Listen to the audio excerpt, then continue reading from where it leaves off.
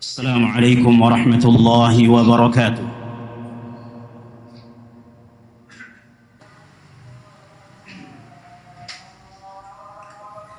إن الحمد لله نحمده ونستعينه ونستغفره ونعوذ بالله من شرور أنفسنا وسيئات أعمالنا. من يهده الله فلا مضل له ومن يضلل فلا هادي له. أشهد أن لا إله إلا الله وحده لا شريك له وأشهد أن محمدًا عبده ورسوله. يا أيها الذين آمنوا اتقوا الله حق تقاته ولا تموتن إلا وأنتم مسلمون. يا أيها الناس اتقوا ربكم الذي خلقكم من نفس واحدة وخلق منها زوجها وبث منهما رجالا كثيرا ونساء واتقوا الله الذي تساءلون به والأرحام إن الله كان عليكم رقيبا. يا أيها الذين آمنوا اتقوا الله وقولوا قولا سديدا يصلح لكم أعمالكم ويغفر لكم ذنوبكم ومن يطع الله ورسوله فقد فاز فوزا عظيما. أما بعد فإن أصدق الحديث كتاب الله وخير الهدي هدي محمد صلى الله عليه وسلم وشر الأمور محدثاتها فإن كل محدثة بدعة وكل بدعة ضلالة وكل ضلالة في النار. معاشر المسلمين jamaah salat Jumat rahimani Allah wa iyyakum ajma'in. Bertakwalah kepada Allah Subhanahu wa taala dengan menjalankan semua perintah Allah Subhanahu wa taala dan semua yang diperintahkan oleh Rasulullah sallallahu alaihi wasallam.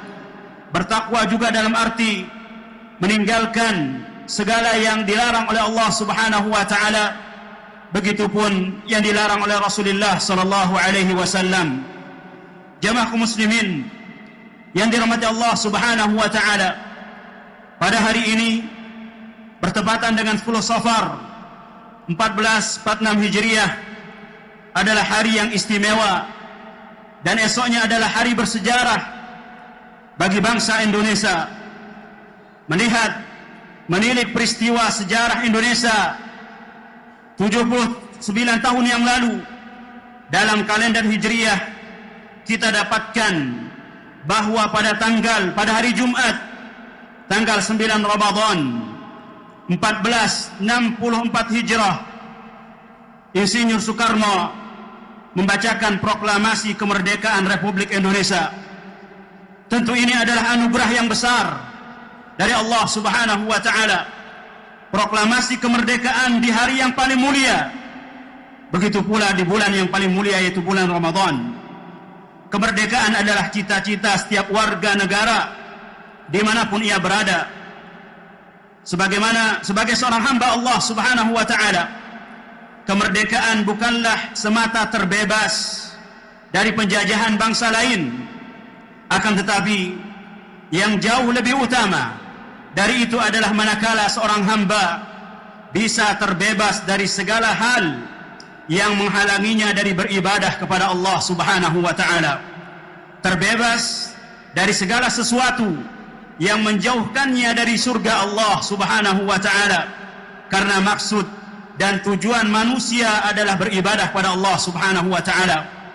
Allah Subhanahu wa taala berfirman, "Wa ma khalaqtul jinna wal insa illa liya'budun." Dan aku tidak menciptakan jin dan manusia melainkan supaya mereka mengabdi atau beribadah kepadaku.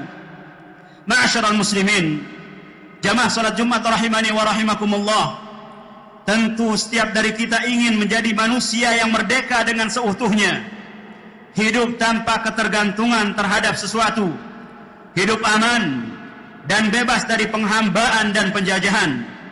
Setiap orang berani untuk membeli dengan harga yang mahal untuk kemerdekaan yang hakiki itu.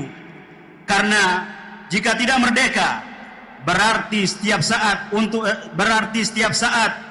siap untuk disiksa, dilucuti, dibentak-bentak, diusir, dihina, didiskriminasi atau bahkan dibunuh. Akan tetapi jamaah kaum muslimin yang dirahmati Allah Subhanahu wa taala, ironisnya banyak orang belum mengetahui apa itu kemerdekaan yang hakiki. Mereka belum bisa membedakan antara kemerdekaan hakiki dan keterpurukan. Ketika kita tidak mengetahui apa itu kemerdekaan hakiki, tentu kita akan terperosok ke dalam kemerdekaan semu, sehingga acuh tak acuh dan tidak berusaha meraih kemerdekaan yang hakiki, atau bahkan mengganti kemerdekaan yang hakiki yang telah didapatkan dengan keterpurukan dan kehinaan. Jamaah kaum muslimin sidang salat Jumat rahimani wa rahimakumullah, kemerdekaan dalam Islam dimaknai dengan sikap ketundukan dan kepatuhan. Merdeka adalah penghambaan mutlak kepada Allah Subhanahu wa taala, zat yang berhak disembah. Merdeka adalah terbebas dari segala belenggu penjajahan sesama manusia dan keluar dari keterpurukan hidup di dunia. Ketika seorang muslim terbebas dari penghambaan kepada selain Allah Azza wa Jalla dan tunduk serta patuh kepada aturan dan hukum Allah Subhanahu wa taala, di sanalah muncul kemerdekaan sejati dan hakiki. Jamaah kaum muslimin yang dirahmati Allah Subhanahu wa taala, kemerdekaan inilah tujuan di mana Nabi Muhammad sallallahu alaihi wasallam diutus di muka bumi ini. Juga tujuan dakwah para sahabat dan kaum muslimin yang mengikuti jalan beliau. Ingatlah ketika peristiwa pentempuran Qadisiyah yang terjadi antara kaum muslimin dan bangsa Persia. Panglima kaum muslimin saat itu adalah Sa'ad ibn Abi Waqqas radhiyallahu taala anhu, mengutus utusannya yaitu Rib'i bin Amir radhiyallahu taala anhu untuk menghadap panglima Persia yaitu Rustum. Dalam pertemuan tersebut, Rustum bertanya kepada Rib'i bin Amir radhiyallahu taala anhu, apa tujuan pasukan kaum muslimin? Apa tujuan kalian datang menuju Persia? Mengapa mereka datang menuju Persia? Maka dengan lantang Rib'i bin Amir radhiyallahu taala anhu menjawab dengan kalimat yang dicatat dengan tinta emas dalam sejarah. Kalimat itu dinukilkan oleh Ibnu Katsir dalam Al-Bidayah wa Nihayah dan kitab-kitab yang lainnya. Rib'i bin Amir radhiyallahu taala anhu mengatakan, Allahu ibta'atsana linukhrija man syaa'a min ibadatil ibadi ila ibadatillah. Allah Subhanahu wa taala mengirim kami untuk memerdekakan siapa yang dikehendaki oleh Allah Subhanahu wa taala dari penghambaan kepada sesama manusia menuju penghambaan kepada Allah Subhanahu wa taala semata.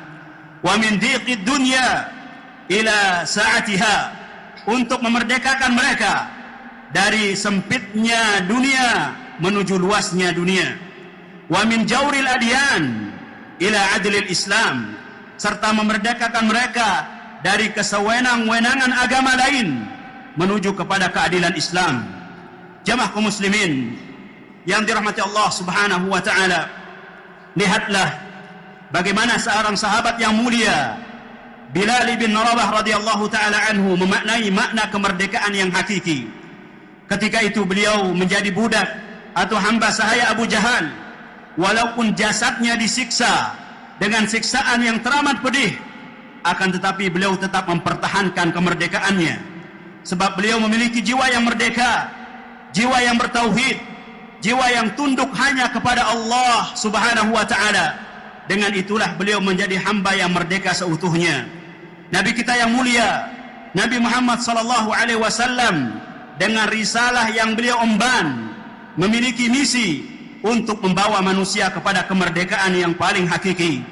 Kemerdekaan dari kegelapan menuju cahaya hidayah Allah Subhanahu wa taala, dari kebodohan menuju kepada ilmu pengetahuan, dari kekuatan iman menuju kepada keadilan. Kemerdekaan yang menjadi gerbang besar menuju kemerdekaan di dunia maupun di akhirat. Sebuah gerakan kemerdekaan yang di dalamnya dengan waktu singkat mengilhami seluruh penjuru bumi, bahkan menginspirasi Eropa untuk beranjak dari masa kegelapan kepada masa kemajuan. Dengan kekuatan ini pula dua imperium besar, Persia dan Romawi, ditunjukkan atau ditaklukkan di awal sejarah Islam. Kemerdekaan tersebut adalah tauhid, mentauhidkan Allah Subhanahu wa taala, sehingga apabila tauhid dicampakkan maka keterpurukan dan kehinaanlah yang akan dialami oleh umat dan bangsa ini. Barakallahu li wa lakum fil Qur'ani was sunnah wa nafa'ani wa iyyakum bima fihi min al-ayati wal hikmah. Aqulu ma tasma'un wa astaghfirullah li wa lakum wa lisairil muslimina min kulli dhanb fastaghfiruhu innahu kana ghaffara.